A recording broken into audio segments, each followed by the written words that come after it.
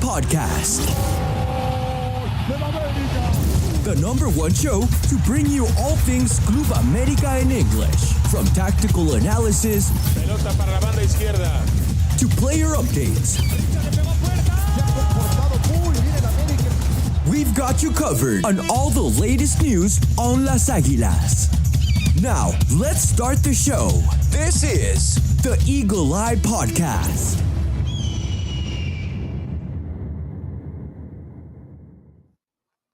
Hello, ladies and gentlemen, and welcome back to another episode of the Eagle Eye Podcast. We're here yet again on the cusp of another final for Las Águilas del América. So we're going to get you guys ready. We'll talk a little bit about how América got to this point in this situation. And then, of course, we'll preview the upcoming final against Cruz Azul and what history reverts itself in, 11 years? So it's crazy. There's plenty to talk about. And I'm not alone to do so. Joining me today to talk about all things Club America in English, it is none other than Chris Rivera and returning guest, Mr. Brian. Gentlemen, how are we doing this evening? We good. Okay. I mean, I just woke up. So, like I said earlier, if I sound slow or dumber than usual, then because I just woke up. All right. Well, looks like someone was resting for the big podcast ahead. Brian, how are things over on your side? Not too bad. I mean, can't totally complain. Medica did what it needed to do, and then we got a final to play. So some good things, some not so good things, but at the end of the day, fighting for another cup. This is kind of where this team needed to be, right? I mean, ultimately, it doesn't expunge the fact that this season ultimately still will be a little bit of a failure because the main objective was CONCACAF Champions Cup, right? And even winning this competition, this trophy, I don't think erases that completely, because a year from now, when we're all sitting in our couches watching this game, watching these Club World Cup games from our couches during the summer, we're thinking, oof, that really should have been us. But again, still, if you're trying to think about it on the positive note, it is America, again, at the cusp of a final, being able to kind of close out, hopefully, a very good soccer calendar year, and where you can lift not only 2 titles, but crown yourself as the best team in the league, even though the league technically already gave you that status. But overall, kind of be, as far as league status goes, the most well-rounded team possible, right? Yeah, I mean, Yeah, winning and I think back would be great. oh, Go ahead, Grace. Go ahead. no, I was gonna say, I think the good thing about reaching these finals, right, and just being first place, reaching these finals, and even potentially winning them, is that you kind of feel this has been the thing for several years now, where we're first in the league and you don't win it, right? For so whatever reason, you fall out in the semis or in the quarterfinals. Instead, you're competing, and now you're legit. You really are the best team in this league. And I mean, let's talk about how America actually got to this stage, because Brian, I think that you and I and a lot of Americanistas maybe feel a little bit feel like this a little bit, is that this team definitely has not been firing on all cylinders. I mean, if you want to put it in layman's term, I think that this America side just entró de panzazo. Like we didn't necessarily walk our way through to the final like we did in the Apertura. We definitely struggled in this one, and it seems like we just kind of got over the hurdle limping a little bit. I mean, I don't know if that's a fair assessment. No, that's how I felt in the later stages of the Conca Champions. I was telling, like in the group, I was saying it felt like there was a workload management issue, and certain players were lacking energetically throughout the series with Pachuca. And like you said, when it got back to the league, got through, got to play Chivas, and I still felt like a lot of that was still there. There was a lot of kind of like identity issues and overall sluggishness with the team. So I'm not as confident as I was a couple months ago. But at the end of the day, things change when you reach the final. Yeah. And I mean, look, last season we were this great goal scoring team that kind of just waltzed their way into the final and just absolutely destroyed everything in our path, right?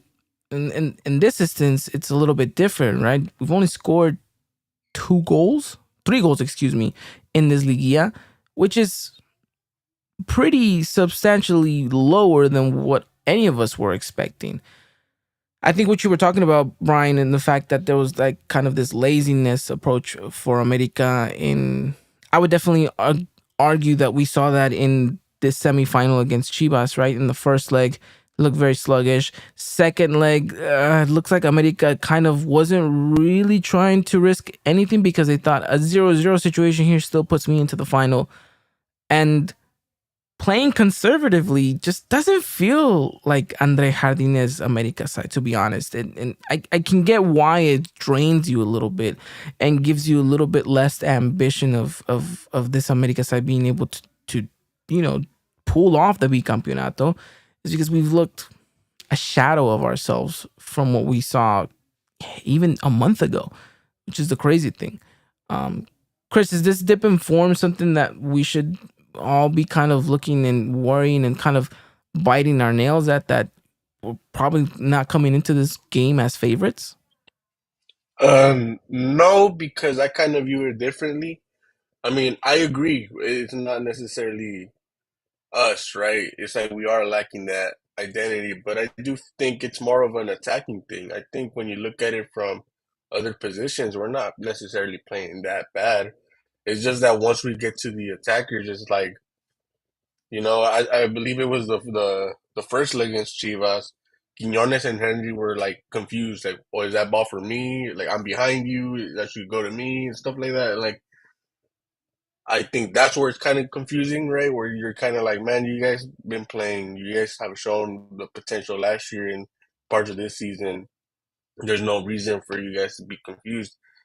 But I also think it's style of opponent, right? Pachuca, like I said, they pressured you. It wasn't 1v1 a lot of the times. And when it was 1v1, you saw that who had the superior players, right?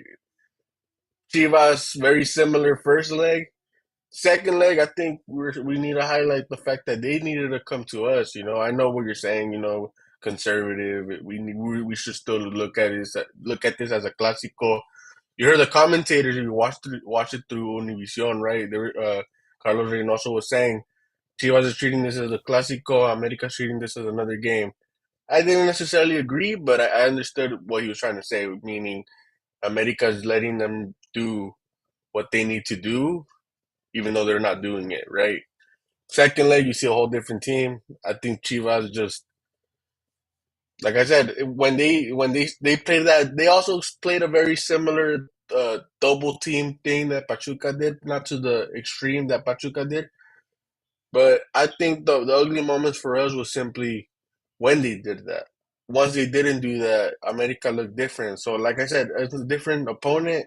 I don't think Cruz Azul is going to play like that. I think Cruz Azul is very individually uh, they're very individual when it comes to their plays. I think they do look for that, like I said, that individual play of I'm gonna outshine you against your man.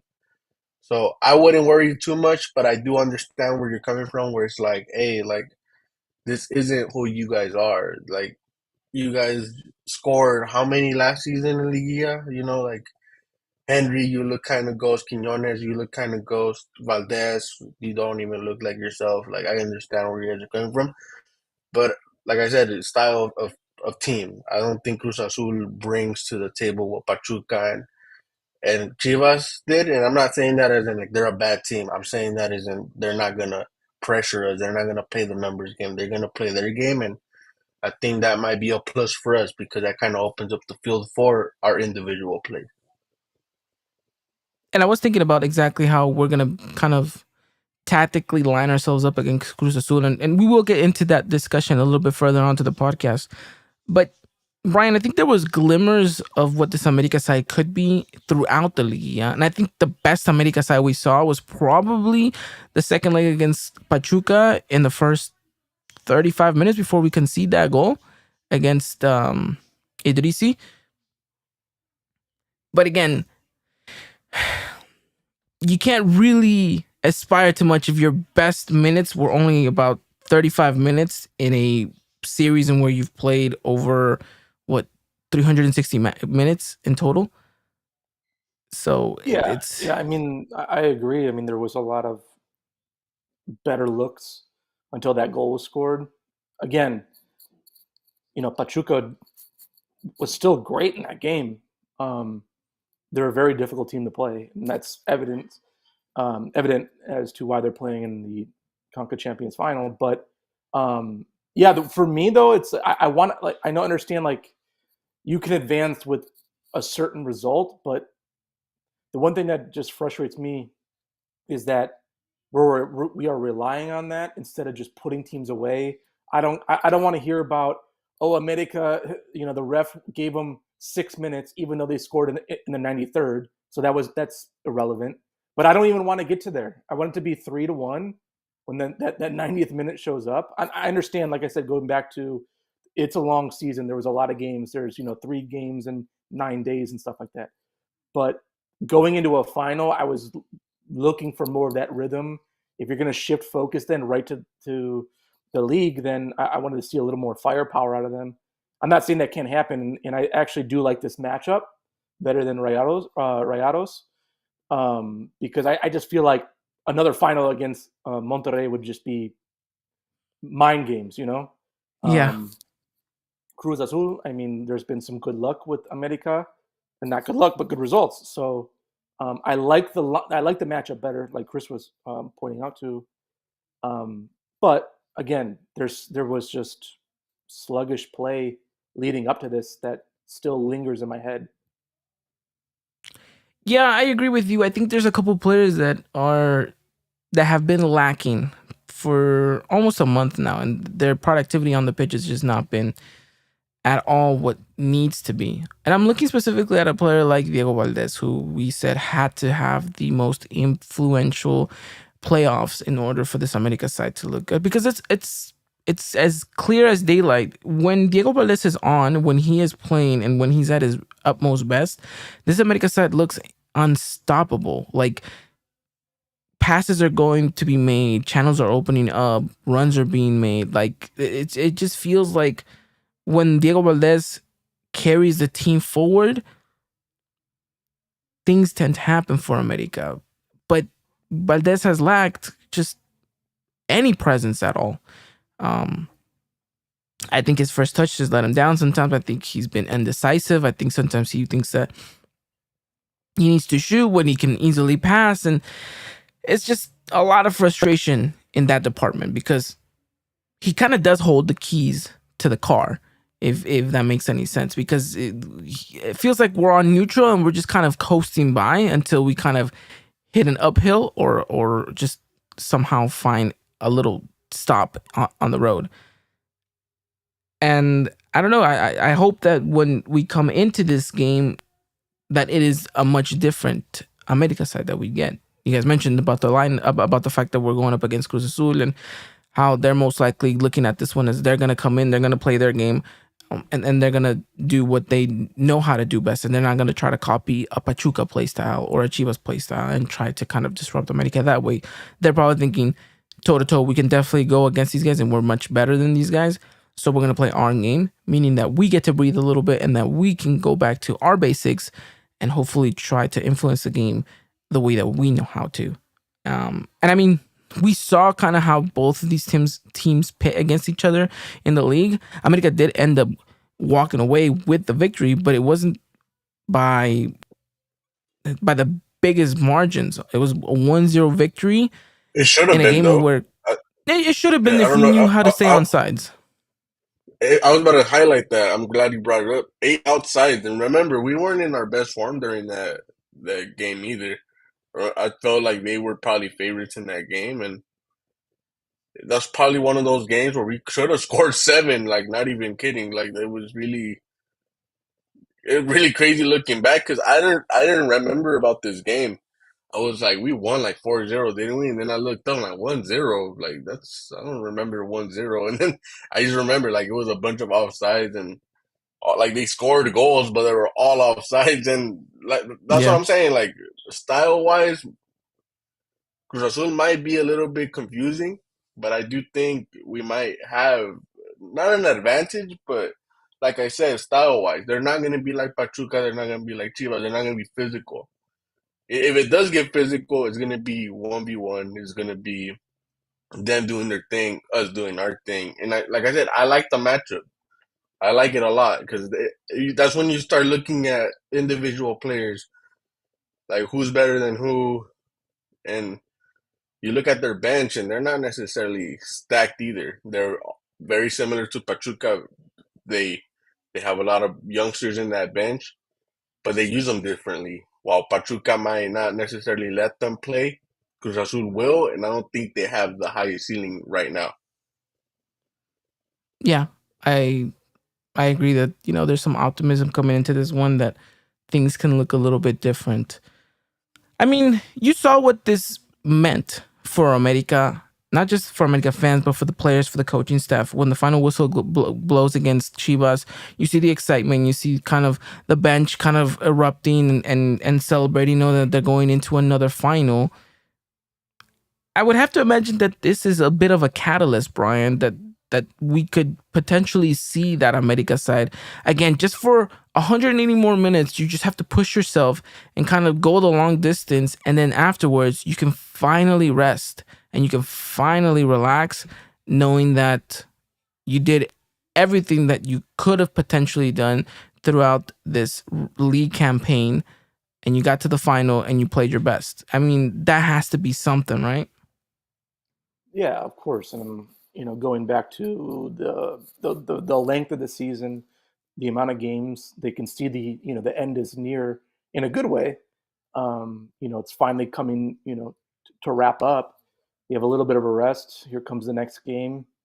And I'm not, I mean, and let's be honest, you're coming against an opponent that didn't have the game they wanted in the previous match. Mm-hmm. That was very close way to get through. So you could assume that they're not 100% happy with that, and that can affect the mental state. For your opponent coming into this, while on a America side, you beat Chivas 1-0, didn't need to use any like specific rules to get through. You beat them straight up.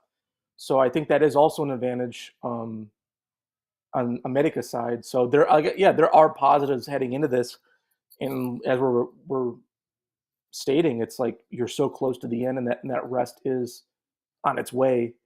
Just finish it out. Hopefully, that's on their minds too.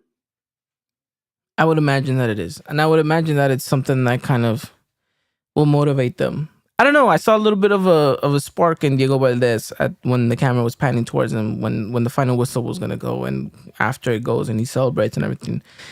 And I focus on him because, like I mentioned, this America side desperately needs him to wake up and play his style of football.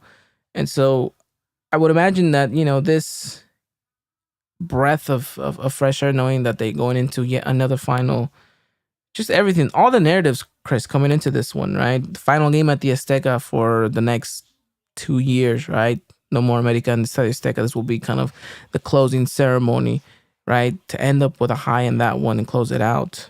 Like we mentioned, the long calendar year that has been America's season, from the Apertura to the end of this Clausura. You mix in Champions Cup, you mix in a couple of friendlies. Like there's been a lot of wear and tear on these players that you think that the mentality should be, all right, give it one real good go, finish off strong on a high, win a title, and then finally rest, relax, and just have peace.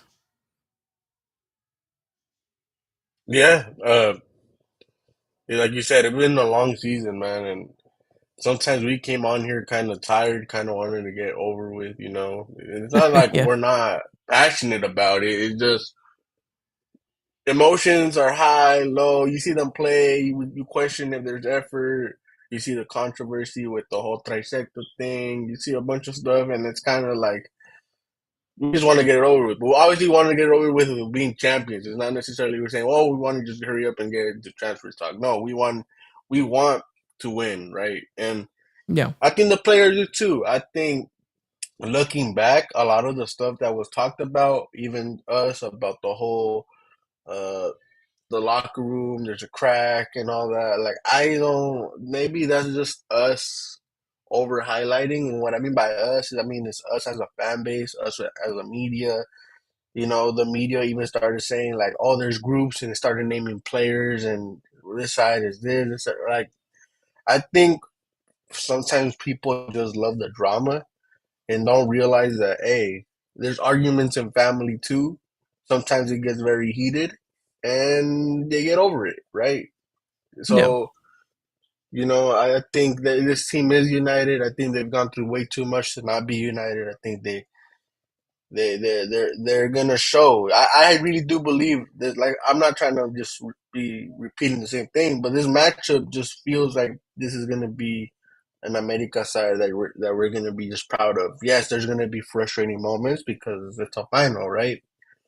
But I do think like they're gonna show us like, hey, all that stuff that was talked about in the media didn't matter. Like this was simply a family thing, argument that happened on the field, which I'm talking about Brian and Henry and Igor, and nothing like more, right? We got over it. You guys are still talking about it. We're focused on becoming champions and be campeón, right? Like I still feel robbed of 2013, or was it? Yeah, 2013. Yeah. And I still feel robbed from then. So for me personally, like I hope you know we get it done and I could say I saw my team be campeón. Yeah, that would be ideal. And I think that's what we're all kind of, crossing our fingers and hoping that this America team can aspire to. If you had to kind of grade America's performance so far in the Liga up to the final, what would you give it, Brian? Well, I mean, cumulatively with the Pachuca and Chivas, I would kind of have to give it. It's going to be offset a little bit. I'm going to give it a C plus, just Okay. because you had to rely on a 1-1 and a 1-1 to get to the next round. Um, yeah, definitely didn't need to rely on that on the second. And Chivas, I think, did look much better than in the Conca Champions, except for the one match. Um, you know, I think they were more prepared, but I still think America could have done a 1-0, 1-0 in both of those. I think that would have made me more happy going into that to give it a higher rating. So it kind of offsets a little bit. So I'm going to go C plus. C plus. Chris, what are you going with?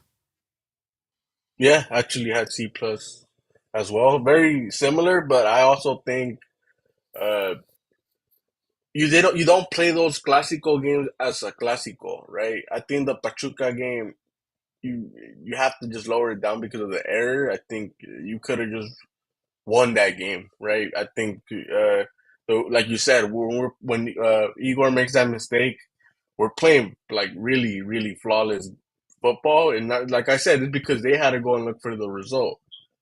Anytime a team like I said last time, Pachuca when they had an advantage versus Pachuca when they had to go look for that score, were two completely different teams, right?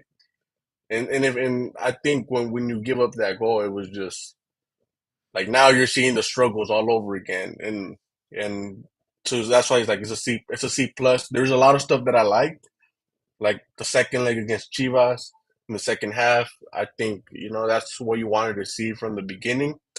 But the first leg was so ugly that it was just like, man, 0-0, we come out with an advantage. But why was that so ugly, right? Like, yeah, you get the clean sheet. You get the clean sheet on both the legs. Again, a plus, right? But you don't play it as a Clásico, and it's frustrating because what I don't know if you guys were ever told this, but my uncle always told me it doesn't matter if Chivas is last place in America's first place. The Clásico doesn't matter. Like it doesn't matter that the tables don't matter. What matters is It's a Clásico, and they could beat you any given day, just like you could beat them any given day, because that's what this like. It's a passionate Clásico.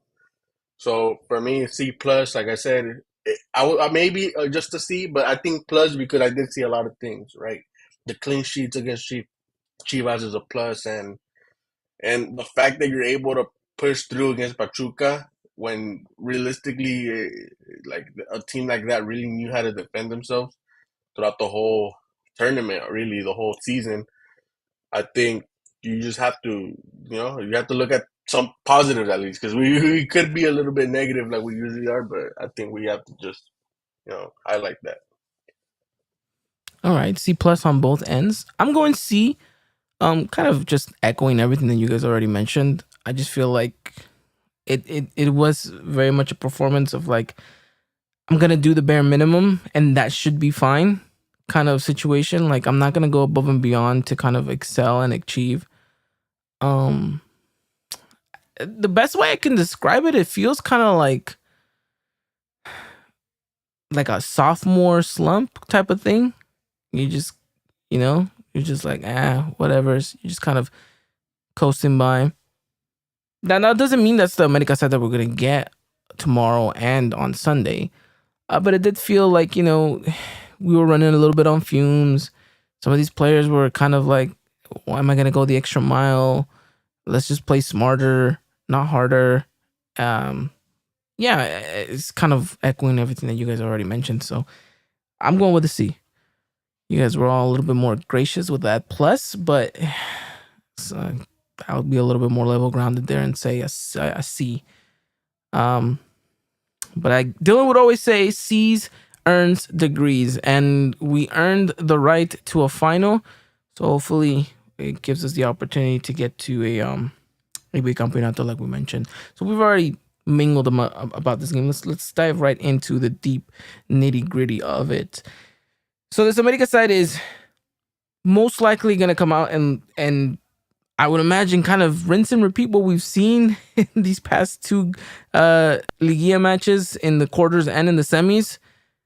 And that's just kind of weather the storm a little bit and try to kind of win it at home. Is that a fair assessment to make? Do you guys all both feel like that's kind of the game plan here? Or do you think that America will even dare to risk to try to get a result at Estadio Azul? Let's just call it what it is. I think that it really depends on what Cruz Azul side shows up. And that's the frustrating part, because I wish I could tell you, hey, we're going to go out and score, right? But it's the same thing as the Chivas game, right? Or the Pachuca game, where they kind of just waited. Okay, which side are you going to show me? And even though Chivas didn't really let us play our game in the first leg, I think they were like, okay, we're just going to try to survive this and win in the second leg. And I think Cruz Azul, like I said, they play more open. They just play a game that allows our players to just focus on themselves, not necessarily, oh man, I'm pressured, I'm getting cornered, I'm going to pass back, pass back, pass back. And I think Cruz Azul is going to bring it to us, and I think there's going to be way too many openings for us to not, try to take advantage of that. All right. Brian, do you agree with that assessment? Yeah, and I mean, we were talking about the last time I was on. I think going into this, it goes back to the same player that we always talk about in terms of playmaking. America needs Valdez to be deadly. Like, and all across the board. One other thing that drives me nuts about this team is any shot outside of the area, I swear, just doesn't do anything. It's always above the crossbar. It's always way aside. Like, we need this team needs to really rattle, the opposition, and I think that starts and stems with Valdez. I think there will be a feel period where you're going to feel like what Cruz Azul is going to do a little bit, and but at the same time, I like basically man to man. I still prefer America going into this. Yeah, and I think that's what Chris was also echoing, right? When you kind of start kind of matching up man for man, like for like. I do agree. I like our chances a lot more better in that aspect as well. I mean, I agree with you, Brian. There will be a feeling period, which I will imagine would be the first 25 minutes of the match. It's kind of America will weather whatever storm if they get any, right? Because I would imagine Cruz Azul is going to do the same, right? It's a boxing match, like you always mention, Chris, right? It's jab here, jab there, and kind of feel out your opponent, and then from there you see, okay, is he going to bite? No, he doesn't bite. Then I might as well go for the kill. So it'll be interesting. It'll be interesting to see the first opening minutes. But what will also be interesting too is if in those first opening minutes you can kind of disrupt a little bit of their play and kind of get them on their heels a little bit, the way that you did in the game against them in the league, and you can somehow magically, and I truly do mean this by all sense, magically score a goal. I think that you're in the driver's seat at that point, and we've seen an America side, oddly enough, being able to manage games properly, at least. Whenever we did have an advantage, and what I'm thinking advantage-wise specifically, I'm thinking, the second leg against Chivas, knowing that, okay, they have to come in, they have to look for the result. You can kind of push Cruz Azul towards that lane, and you're able to manage the game. Then I think we're going to see a much more better America side. But again, that's magically scoring the first goal in the first opening minutes, which, again, seems a little bit more not likely than likely. So it will be interesting. But AP Junior saying, if Valdez plays as the playmaker and plays well, we're winning this one. So it looks like AP Junior is willing to Can I ask you lock it in. something? Mm-hmm. Because you went to the game in Carson, which it's a friendly, right? But I do remember us talking about it, how they didn't treat it as a friendly, and Fidalgo came out injured in that game, and Sendejas too. Sendejas came out injured in that game. And I want to know, what did you come out from that game? I know it's a friendly. You kind of just say, you know what, you kind of just take whatever they give you. They're not going to give you much. But do you think we're going to see a Cruz Azul similar to what we saw in Carson? If I go and I revert myself back to that situation, there's two things that I walk away with from that game, and that maybe will be true to this final. One is that Cruz Azul is very good at what they do when they go forward, and kind of throwing numbers forward and kind of putting you on your toes, because they did so, and they caused America a lot of headaches, right? Granted, it wasn't our first starting 11, but still, they caused trouble, and they have some pace, obviously, with Antuna, right? But the second thing is that we can score goals on them. We can score plenty of goals on them. Like, this is not a team that is going to get like a shutdown on us, because you saw it in the leg in the game against them in the league. Is we found chances, we just didn't know how to stay on side. And in the game against them in Carson, America scored first. America was kind of in the driver's seat. America kind of put them on their heels, took the game to them right away, opened up the scoring, had a couple of chances that they missed, but they looked good. They looked really good when going forward and kind of attacking Cruz Azul. And Cruz Azul left spaces just because of how naturally they play. They play pretty up. And so I think if I'm walking away with two things, is that they are very dangerous when they go forward, but this is a team that America could definitely score a lot of goals on if we're on one that night. So I hope that answers. So with you saying all that, how confident are you in our defense, which has been very, very solid this Liguilla, right? And the whole season, but this Liguilla, they've been special, right? Especially not having Cáceres out there. How Yeah, comfortable I are you mean, playing that numbers game? If they do play that numbers game, right, which is press up, have probably more attackers on us than anything. Are you comfortable with your Israel Reyes, your Igor, your Ramon Juarez, and your Chicote, which I'm most likely going to be starting? The short answer is yes. Yes, because I feel like they're riding on a high. You just shut out Chivas twice, once in your stadium, once in your house. But let's not kid ourselves. It wasn't the best performance ever. I mean, they got a crossbar shot away, right? Malagon wasn't really tested as much. He didn't have to make this high profile save, but that's only because the ball inched a little bit wide this way, a little bit wide the other way. Do I feel confident that they can get the job done? Yes.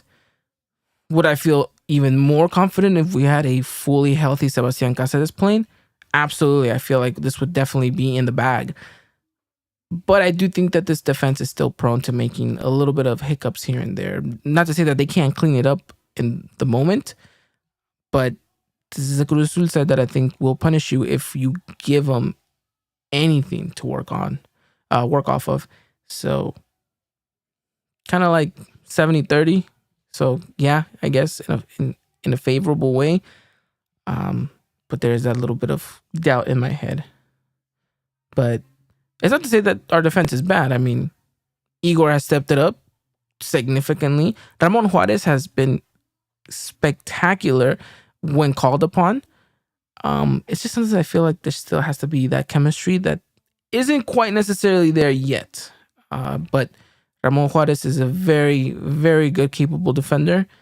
And hopefully in these games he can step up and make that leap into just kind of this absolute monster of a defender. So we'll see. But let's talk predicting lineups now that we kind of mentioned the back line, right? We're obviously going to have Malagon in goal on the right-hand side. It has to be Israel Reyes. Kevin Alvarez is out for the remainder of the season. Finally getting that surgery, Brian. I would think 3 months late, no? Yeah, that was frustrating because like so much we're waiting on to hear. What's the real deal with the injury? Is he going to be able to come back, and then what he's going to look like? And then then we just get the news that it's over. It's just it just was bizarre to me.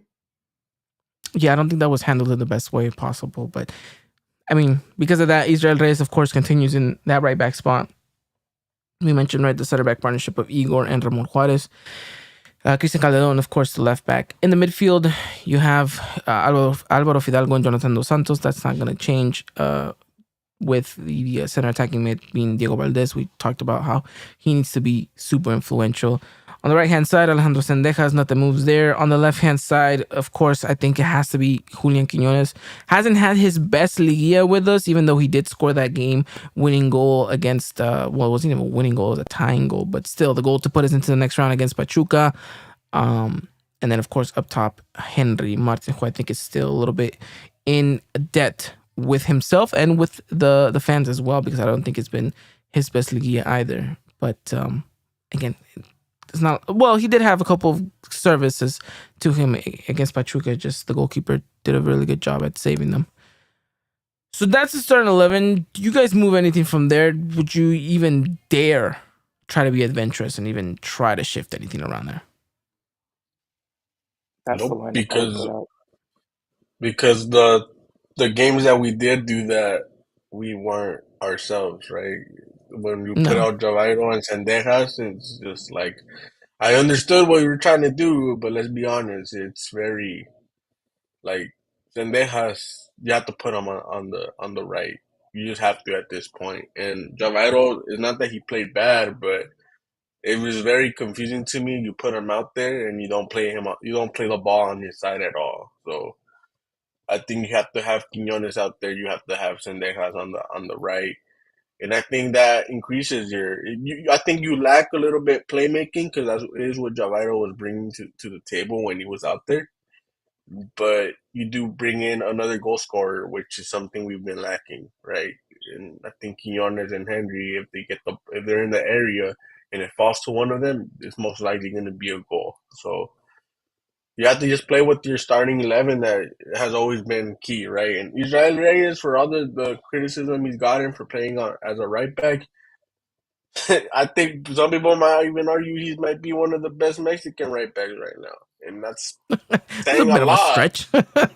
I mean, is it? I mean, look at every Mexican right back, and you're gonna sit here and say, well, I don't know. A couple of fanboy accounts on Twitter would say that Julian Araujo has that place well, locked no, in. no, So no, that's for sure. I mean, I'm not saying he's the best, but I'm saying after that, like, I'm taking him over Jorge Sanchez. I'm taking him over Well, Mosso because Mosso sucks defensively. Like, I don't care how much he crosses the ball. He just, defensively he's bad. And after that, like, Kevin Alvarez is hurt. So who else, So mhm. I think he's probably is one of the best right backs. And offensively he stinks, but defensively he's really solid. And I mean, we'll see what that America side looks offensively speaking. But I mean, in the defensive side of things, he does give you that peace of mind knowing that, all right, he's kind of gotten better at understanding his position in that area. So we'll see what comes to fruition there. Gentlemen, this is a weird one. I mean, on one end, we're talking about an America side that has been lacklustrous and has looked flat and running on fumes. But yeah, on the other side, we're also talking about how this is probably the first matchup that we're finally going to have and where a team is going to let us play our style of football and all we have to do is manage their style of football rather than having to kind of rinse and repeat and play against a team that's going to come and hit you and, man mark you with three players and close spaces like that and kind of drop back. It's weird. It's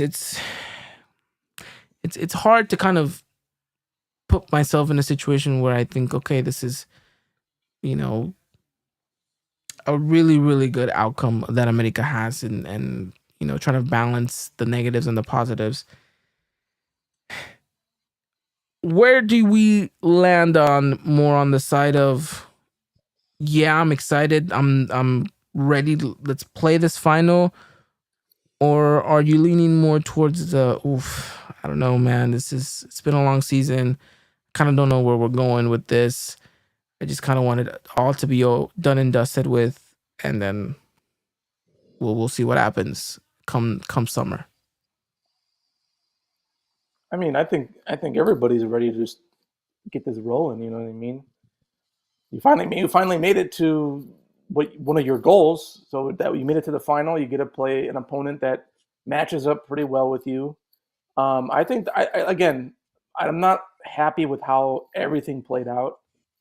Uh, I do have more optimism. We're gonna find out in the first 45 minutes. Like Yeah, that's really gonna be it. If they get scored on or they're super lethargic, that's going to be some red flags moving forward because then it's like, where do you go from here? This is a strong lineup. These got you. Here's your playmakers, and if you're not doing it with which I will believe is a more open game, then there's a problem. However, it could be on the other end where they're getting those dangerous opportunities and maybe get a goal, and then it's just a snowball effect. So I think that first 45 is really going to tell us everything. all right. Well, hopefully, it's a positive 45. Chris, let's rewind the clock. The years actually 11 years since America has played against Cruz Azul on May 23rd and May 26th. Back where the famous Moises Munoz header goal was deemed iconic and forever immortalized in the memories of Americanistas. How crazy is it that we're playing against them yet again in the same stadium, first leg, second leg, same days?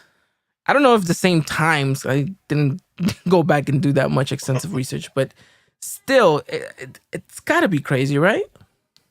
I was kind of laughing to myself not that long ago, where I was like, "Man, there's people that have only seen us play win finals against Cruz Azul and Tigres. Like, I'm old enough to witness the Necaxa and Tecos game, and I'm sure there are people like, what? Those teams made it to a final? Like, that's crazy." But like, there's people that only Yeah. know beating Cruz Azul and Tigres in the final, bro. So it is crazy, crazy coincidence, and I mean, hey, hopefully it's not as stressful as that one night because Yeah, no. Hopefully boy, not. boy, I've told the story on here before. It wasn't that game. It was an Interliga game where I gave myself a fever, bro. That's how stressed I was.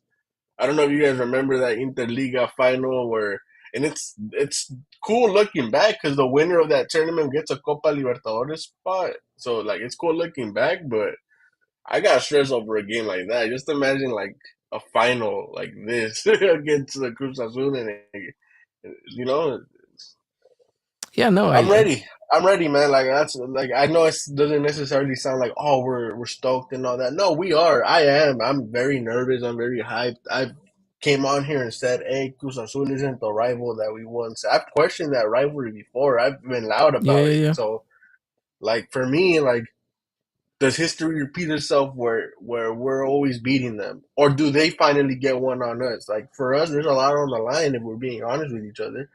There's No, people yeah, out there questioning Chivas for this matchup. They're saying, "Hey, that Cruz Azul is always in the final. Meanwhile, you guys aren't even in the top five since short seasons, right?" And I've said it, like I said it on Twitter. Chivas are like the Celtics. Yeah, they have all these championships, but they won it when it wasn't even like it was like early on. They stat padded and completely ghost. And Cruz Azul has been consistent. Yes, they haven't won many, they have won in CONCACAF a lot. They've won in Copa MX. But when it comes to league, yeah, they do have that bad luck. They win against Santos, cool, but it's still like you're facing America, right? So there's a lot on the line. There's narratives that are either gonna die or continue. There's even other teams that are going to be affected by this. What happens to Pumas, right? We're having completely different perspective. We're talking about bicampeonatos. I'm old enough to remember when they were bicampeones. What happened after that? Like there's a lot on the line when it comes to this game, and I'm excited. I'm hyped. I think Cruz Azul hates us. Their fan base envies us. I think we just got to show them why they have that feeling. Because I mean, we've all spoken to a Cruz Azul fan, and they always have that Ochoa this, you guys buy the Revs, the Televisa. yeah, We've all had those conversations with a Cruz Azul fan, right? Now, like let's show absolutely. them why we own them, and I'm saying this like from a motivational standpoint to hype everyone up. Like, hey, let's get hyped. This is a team that we always beat. They always bring it to us, respectfully. I'm hyped. I'm nervous and I'm hyped for this matchup. All right, Brian, you sharing that optimism or in that same nervous category as well of this game, or you kind of more like let's see how this goes. I'm not nervous. This I'm is just Brian ready. is made out of stone. All right, nothing's moving him. I'm just more ready to watch. Like yeah, it's basically I want to see what are they made of? I mean, did you go through that long season, a lot of ups and downs and all these checks, mentally and physically, are you really able to pull this off and win two in a row? Um, I mean, like I said, like it just goes back to what we said. Player to player, we look really good. Um, yeah, I'm not nervous though. Let's get rolling. Love it, love it. I wish I was as rock solid as Brian. Just nothing moves him, not even the wind. AP Junior saying I'm nervous, so it looks like someone's sharing in your nervousness with Chris. Middleton Cholo saying I think this rivalry is second to Chivas. That's just my opinion. It's a pretty good opinion to have. Yeah, I mean, look, I feel like we've been a little bit of a Debbie Downer throughout the podcast just because of the way that we've been talking about how this America side has gotten to the final. But yeah, let's just remember that this is yet another final. This is an objective that America had proposed itself and is achieving. And we've been in this situation before, not just playing against Cruz Azul, but being kind of back-to-back final situations, right?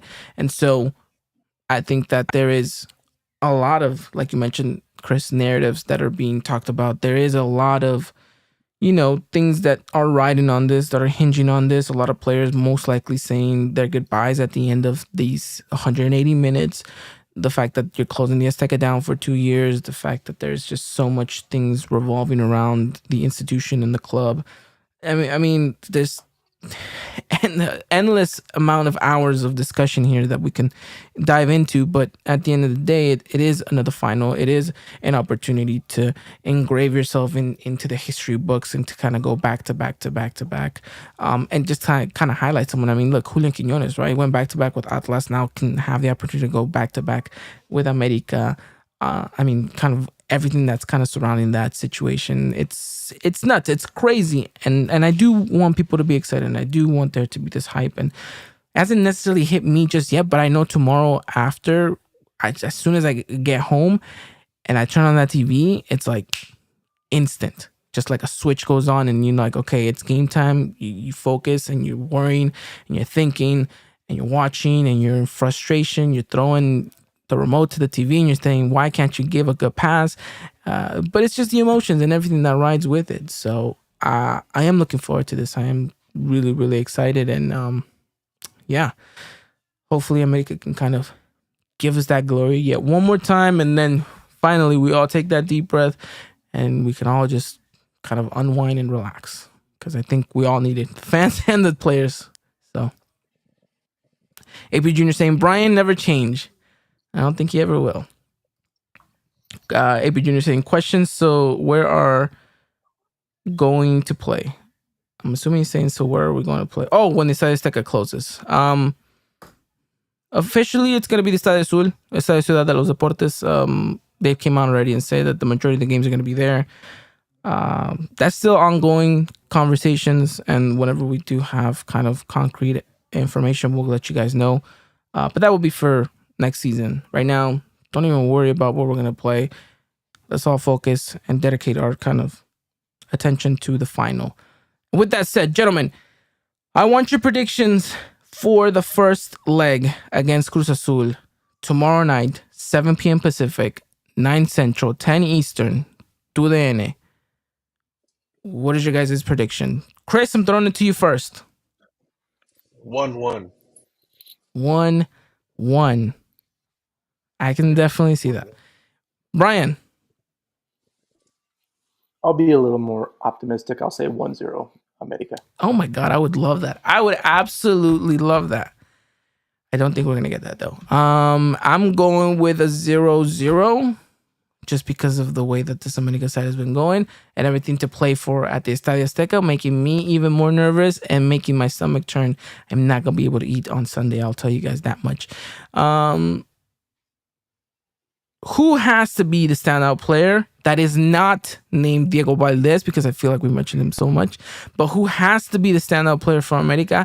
I don't care if he's a starting player or if he's coming off the bench to make an impact, but for you, who has to have the game of a lifetime against Cruz Azul in these 2 games to kind of crown ourselves bicampeón?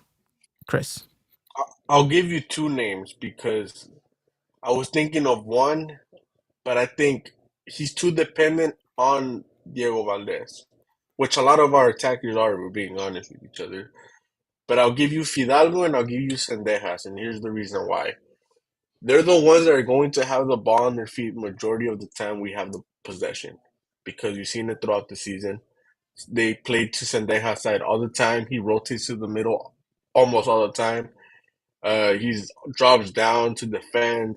Fidalgo, you need him to be the one pushing forward, because that's where it starts. If there's a counter, it starts with him. I think you need both of them to really be key if the offense doesn't click, right? If Diego Valdez doesn't show up. Because if Diego Valdez doesn't show up, guess what? Quinones isn't showing up and Henry not showing up, because we've seen it, right? We've seen that they're too dependent of Diego Valdez. But rightfully so, right? That's the 10 spot. That's the 10 position. That's the well, we grew up as kids saying, I want to wear number 10 because that's what they do, right? They're the key player, they're the star player. Maybe it's Yeah. not the similar nowadays because the game has changed completely to when we were kids. But nonetheless, this America team is very dependent on their 10. So if it's not your 10, who is it? It has to be Fidalgo. Like I said, possession-wise, he has to win everything and he has to go forward, because if he has a good game, it does activate Diego Valdez to an extent. And Sendejas, like I said, he's all over the place. he needs to win these battles that when he drops down, when he goes center, when he plays wide, we see him become more of a goal scoring threat. So hey, why not those two players? I know you wanted one, but to me they're both are engines in different ways. And if Diego Valdez does go ghost again, well, you need both of them to really feel the pressure in that field. All right. Okay. Two good shouts right there. Brian? I also will do two players, but on the opposite sides. One, Ramon, being a younger player, starting to cement his name in this lineup. I think he's been great ever since that Argentina back-to-back series where he played the second game. I think he's been great since then. He showed some emotion and fire in the last game. This is his chance to be like, I've arrived, and there's really no question about it. Second is in the attack. It's going to be Quinones for me. And the reason being is he has got to stop this thing he's been doing lately where he tries to absorb a foul instead of just making the move when he receives the ball and keeping the flow of the counter going. I don't know why he's been doing this so regularly, but if he can really get the flow of the game going, I think he's going to be very very deadly for America. Or he can slow the game down and honestly, just absorbing a foul gives us a foul, but it sets everything back. So I don't want to keep seeing that. Once in a while, I understand. I understand. We got possession, we got a lead, take that foul. But I mean, to generate offense, I want Quinones to be quicker when he receives the ball. Get the ball off your feet, get in that open spot, and maybe he'll create his own luck and get a goal like he did against Pachuca. I mean, that's what I would like to see. But I don't want to see kind of lethargic, lack of idea Quinones. All right. I agree. The $15 million man needs to step up and hopefully perform to a standard. And look, and we won't touch upon transfers and because there's a lot of stuff that broke today. Just because I want to focus so much on the final, but we'll be back next week regardless, and we'll talk a little bit about that hopefully after a celebration. But two good shouts right there, and two good shouts from Chris. On my end, I guess I'll go from your furthest guy up to your furthest guy down. I'm going with Malagon as one. I know I said one, but I guess we're both picking two. Just kind of, you guys already did that, so I might as well follow the train. I'm going Malagon in goal. He had an exceptional final against Tigres. Came up with a super huge save with that Gignac header when things were still 0-0. I expect him to have another clutch game, whether it's the first leg, whether it's the second leg. He needs to step up big, and so it's a big year for him, right? It's a year in where he's kind of taking over the role of not just Ochoa from America, but now Ochoa in the Mexican national team as well, and so there's that added pressure. So I feel like you really need to kind of step up into the moment and kind of come out of that shadow, and I mean, Bicampeon can definitely help with that argument. And so, yeah, he's had an exceptional season. I think he's been the best player that America has had year round with the start of the Clausura to the end. The only thing that frustrates me, and it's so frustrating, is the fact that his distribution sometimes is absolutely terrible. Just god awful. Like, whether it's ball at his feet or whether it's him distributing with a punt or with his hands, sometimes the ball just doesn't land where it needs to be. And I think that's the one thing that kind of holds Malagon's game back a little bit, is the fact that his distribution is not that good. His footwork is very decent, but it's just his distribution, I think, needs improvement in that sense. So I need to see a little bit of a better distribution game from him, because sometimes we're giving the ball away very prematurely to the opposition because of that. And instead of America being able to reset or kind of think about a counter, now they're thinking, oh shoot, now we got to revert back into defense mode. And so I think Malagon needs to have a big game in that aspect, not just because he needs to make some big saves, but because when he does play out of the back and when he does have to kind of distribute the ball, he needs to make sure that we're not giving away possession, rather we're retaining it. And then the man up top, Henry Martin, he needs to come to life. And I know that it's a little bit difficult when you're a striker not getting any distribution or any balls service. Um, but this is a Henry Martin that knows how to play with his back to goal. He knows how to distribute. He knows how to play passes. He knows how to make runs. Some of the things that we always highlighted Henry for was the dirty work he does off the ball. And so I need to see that again. I need to see that intensity. I need to see him kind of driving defenders a little bit crazy. And so I just need him to step up and have a big game, have a big series, and score a couple of goals, right? I mean, he's not known for scoring goals always against Cruz Azul, but he is known for scoring goals in Clásicos. And so Henry always loves himself a goal in the Clásico, and I'm expecting him to hopefully net one against Cruz Azul and hopefully be maybe the winning goal that lifts up the 15th. So it will be interesting. Should be fun. But that is my players to watch in that sense. All right, gentlemen, going off of your guys' base prediction, talk to me about the second leg briefly. What is your prediction in that leg against Cruz Azul in the Estadio Azteca? Is it glorious glory, or what's it looking like? Brian, throwing it to you first. I think it's going to look like the last time they won in Azteca against Cruz Azul. I think that's, if you're going off of my first prediction, 1-0 on the road, I think that carries over. Not, score prediction, I'll be more like a 2-1, but Okay. In terms of controlling the game, the better flow of the game, better possession, better attacking threats, I think that's going to carry over in Azteca because, and like you said, there's a storyline to it. Absolutely. Chris, prediction. I was thinking 3-1, but I wanted to throw this since we're talking about past games. How funny would it be if Ramon Juarez scores two? If it's like an Edson Alvarez type moment. That would be absolutely amazing because it would, like Brian said, it would absolutely cement him as the starting center back for next season. Yeah, and especially with the whole Igor thing, which isn't official, might be rumors going on there. But I like Ramon. I think he does need to get a little bit stronger because there is moments when he faces taller strikers, right? But I like him. My prediction is 3-1. I think there's one thing that I see from Cruz Azul that I see in Chivas, and not necessarily recently, but in other games, they could get very emotional. And I think we've seen it in season, right? One of their assistants tried to fight one of our assistants. Uh, the game against in the friendly, they looked emotional to me. I think they're an emotion driven team, and I think when America wants to, they know how to pick at them, and they know how to get under their skin, and that's usually when their coaches are going to lose it, their players are going to lose it. I think they're going to bring it to us. Like I said, I do expect them to bring it to us.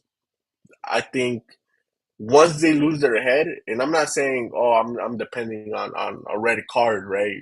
I'm not depending on that, but I do think if one hits in the first leg, they're gonna just lose it.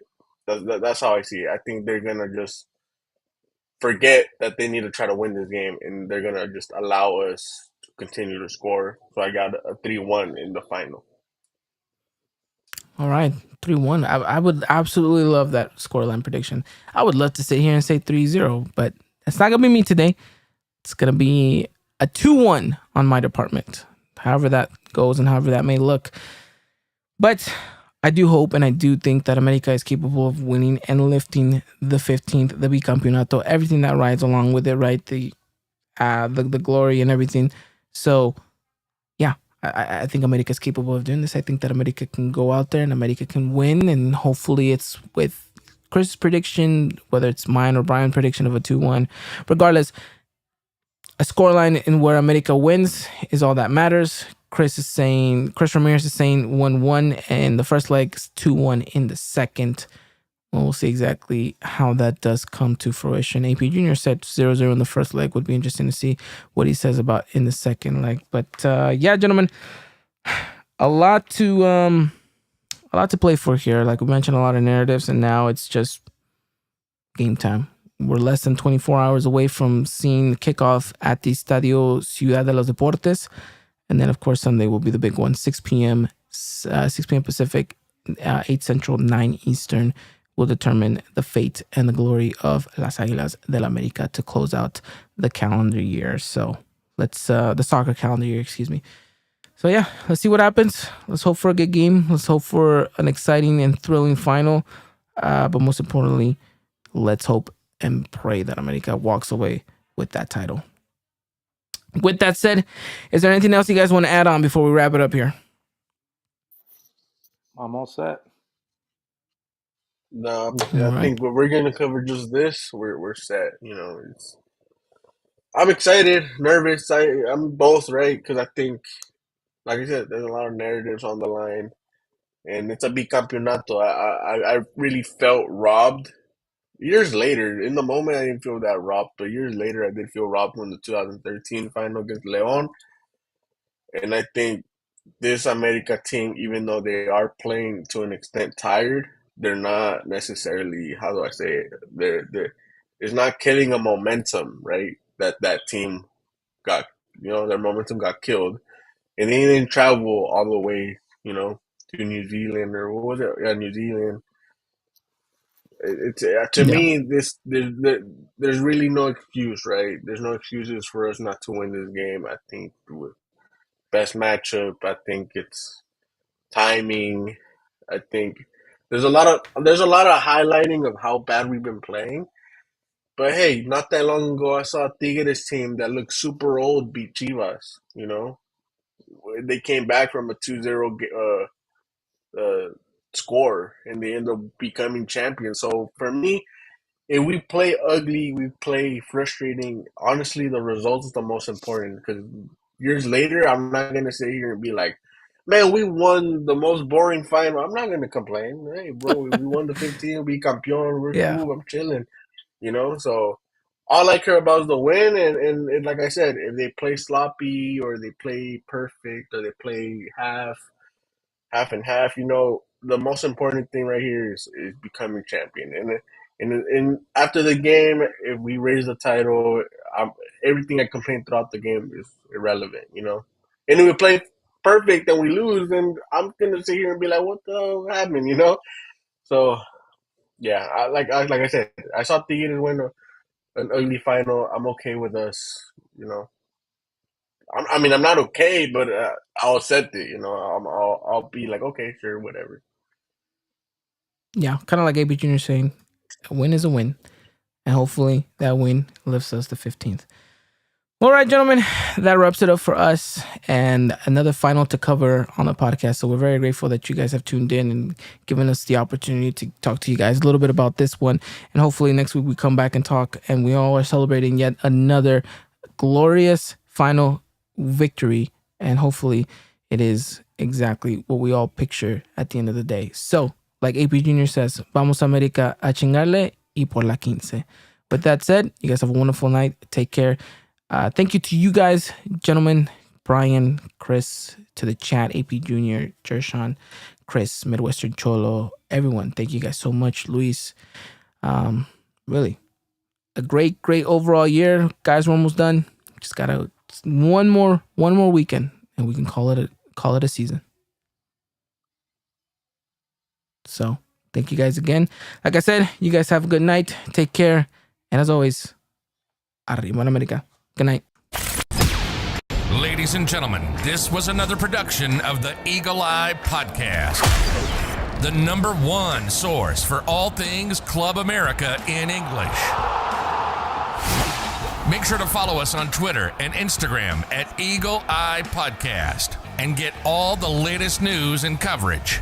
And subscribe to our podcast wherever it is.